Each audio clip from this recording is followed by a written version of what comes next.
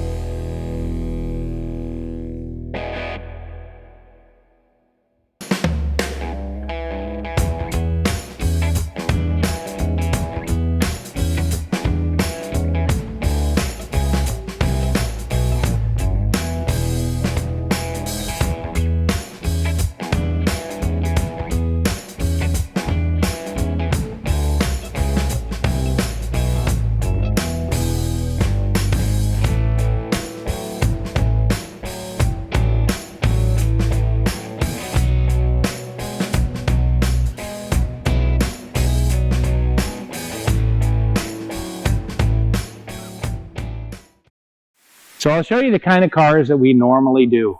This is a beautiful 89 IROC Z28, and we featured it a few years ago when we first started the channel 3 years ago. But this is the kind of car we have had on our channel, and we want to show you the kind of quality that this car is. It's an all original car, and if you want to see the video that we did on it, it's still one of our top 10. You can go to the link that we'll provide below for this car so you can check it out in more detail and hear its story.